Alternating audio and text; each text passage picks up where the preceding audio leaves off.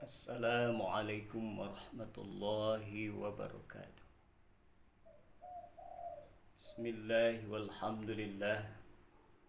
Wassalatu wassalamu ala rasulillah Sayyidina wa maulana Muhammad sallallahu alaihi wasallam.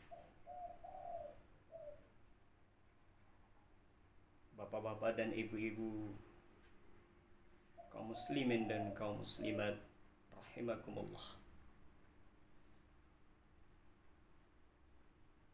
Manusia dalam hidupnya, siapapun dia, pasti akan menemui masalah. Dan akan ada selalu masalah yang akan dihadapinya selama hidup. Hidup ini berpindah dari satu masalah ke masalah yang lain. Bukan kita zaman sekarang saja yang mengalami masalah. Bahkan nenek moyang kita Nabi Adam alaihissalam juga karena masalah beliau sampai diturunkan ke dunia oleh Allah Ta'ala. Yang muda kita ada masalah, yang tua kita ada masalah. Ketika kita jadi anak-anak ada masalah, ketika jadi orang tua akan ada masalah. Bekerja pun kita ada masalah. Tidak bekerja juga masalah. Yang bujangan, yang gadis, belum punya pasang, masalah. Dan ketika menikah akan ada lagi masalah. Punya anak ada masalahnya. Tidak punya anak juga ada masalah. Ayah ibu ketika punya anak gadis dan bujang belum dapat menantu, masalah. Tapi banyak juga orang setelah dapat menantu jadi masalah. Punya cucu, masalah. Tidak punya cucu juga jadi masalah. Jadi hidup ini sesungguhnya dari masalah ke satu masalah. Yang menjadi makna penting bagi kita adalah bagaimana kita bisa mengurai masalah. Masalah bisa dijadikan solusinya. Masalah bisa menjadi sebuah ibadah dan keindahan yang membuat kita lebih dekat dengan Allah, lebih enjoy, lebih menikmati hidup. Untuk mengurai masalah itu, jalan pertama adalah dengan membiasakan istighfar, memohon ampun kepada Allah Subhanahu wa Ta'ala. Untuk itulah ulama besar Imam Hasan Basri ketika ada jamaahnya datang melapor keadaannya, gundah gulananya, andilau antara dilema dan galaunya, mereka bertanya, "Wahai Syekh, kami punya masalah dengan rezeki." Maka beliau katakan, banyaklah istighfar kepada Allah. Ada lagi jemaah beliau yang datang, "Wahai Syekh, kami tidak punya anak keturunan, belum lagi punya cucu." Beliau menawarkan, banyaklah istighfar, mohon ampun kepada Allah. Ada yang mengadukan pekerjaan, kesulitan hidupnya, rezeki yang sempit, maka beliau ajak jamaahnya, banyaklah istighfar kepada Allah. Demikian juga Ibnu Taimiyah.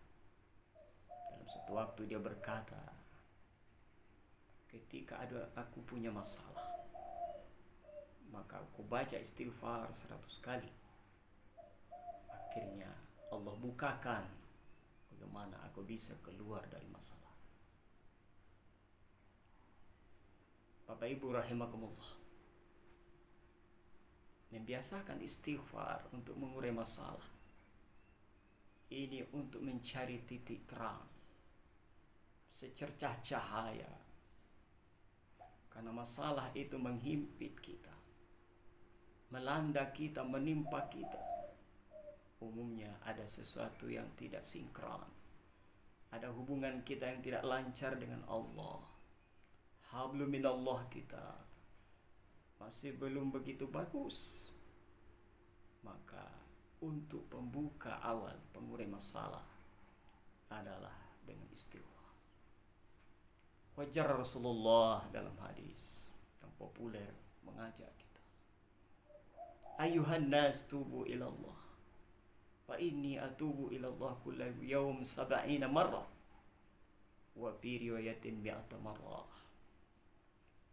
Hai manusia, tobatlah kamu kepada Allah saya saja 1 kali. Sehari itu tobatnya 1 hari 70 kali kepada Allah.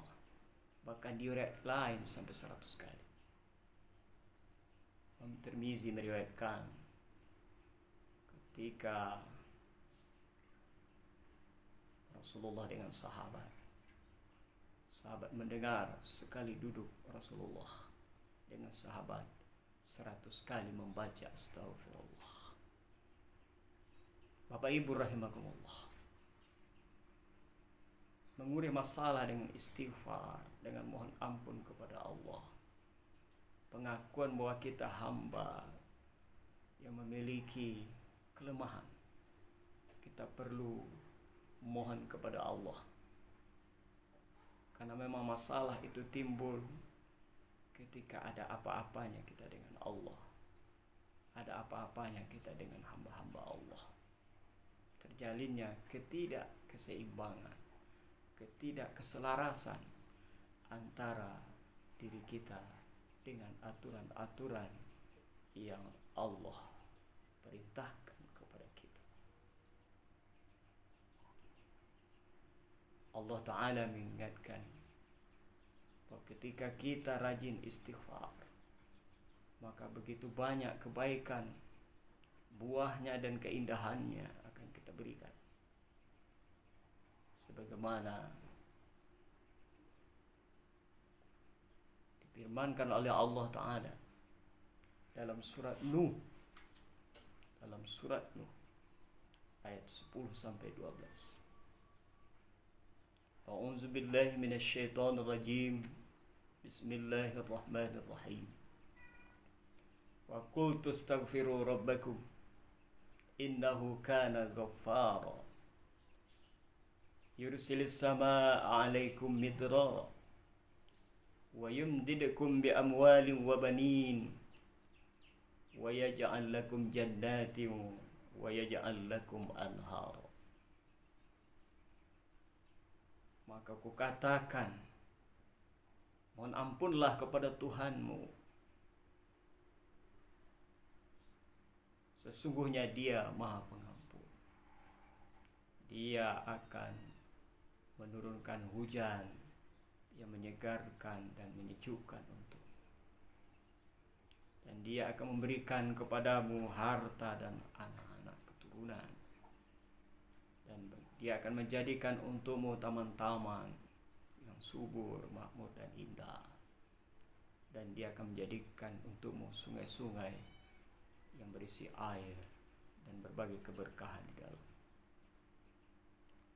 Dari surat Nuh 10 sampai 12 ini, Bapak Ibu rahimakumullah, begitu banyak kemuliaan istighfar. Kalau kita lazimkan, kita akan diberikan oleh Allah air hujan yang menyegarkan. Kita akan diberikan oleh Allah harta dan anak, dan kita akan diberikan oleh Allah mata air sungai yang menyegarkan. Makanya para Nabi Allah memiliki istighfarnya masing-masing. Nabi Adam dengan istighfar beliau bertemu dengan Siti Hawa, diampuni Allah. Rabbana zalamna anfusana wa illam taghfir lana wa tarhamna lanakunanna minal khasirin. Ya Tuhan, kami telah zalim kepada diri kami ya Allah. Jika Engkau tidak ampuni kami ya Allah, kami tetap akan menjadi dalam kesolihan. Begitu juga Nabi Yunus alaihissalam di gelapnya perut ikan, dalam gelap dasar lautan, beliau memohon kepada Allah, La ilaha illa anta subhanaka inni kuntu minaz zalimin. Tiada Tuhan kecuali Engkau ya Allah. Maha suci Engkau ya Allah. Sesungguhnya aku orang-orang yang saleh. Beliau selamat keluar dari pernikahan. Begitu juga dengan kita. Ketika COVID-19 masih melanda, epidemi masih berlangsung, alangkah bagusnya kita melazimkan istighfar. Karena Rasulullah sallallahu alaihi wasallam bersabda, "Ma nazala al-bala illa bi zanbi wa ma rufi'a illa bi taubah." Tidaklah turun bala, bencana,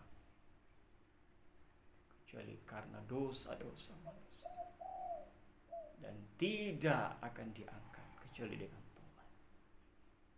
Maka sudah seharusnya para ulama, para pemimpin yang muslim menganjurkan rakyat, ulama menganjurkan umat untuk taubat dan nasuha bersama-sama agar bala COVID-19 ini pergi menjauh, tidak lagi beredar, dan kita bisa merayakan Idul Fitri dan kita bisa kembali beribadah seperti biasanya. Billahi taufiq wal hidayah. Assalamualaikum warahmatullahi wabarakatuh.